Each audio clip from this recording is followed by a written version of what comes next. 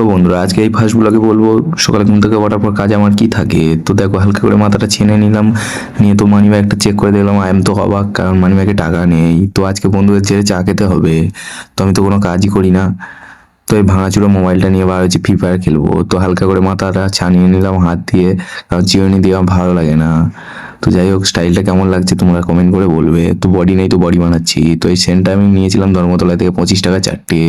তো এই জামাটা আমি নিয়েছিলাম 30 টাকায়, দুটো দিয়েছিল জামা আর এই গেঞ্জিটা। তো আমি ভিখারি, তাই কম দামের জিনিস পরি। অনেকজন কমেন্ট করে বলেছে যে আর দাদা তুমি ভিখারি, তার জন্য আমি ব্লগটা বানালাম। তো সেই কমেন্টটা আমি তোমাদের সামনে নিয়েও আসবো। তো যাই হোক দাদা, তোমাদের গরিবের মতো তো ড্রেস পরবে, তাই না? তো যাই হোক, সামনের স্টাইলটা কেমন লাগছে একটু বলবে। তো দাদার স্টাইলটা তোমাদের হয়তো না ভালো লাগতে পারে, কারণ দাদা শাহরুখ খান না। এই রানীর চাবিটা নিয়ে আমি বার হয়েছি, এবার রানীকে একটু ঘোরাবো। তো বক্সটা সাথে থাকবে। তো যাওয়ার আগে রাধে রাধে বলতে কেউ ভুলবেন না।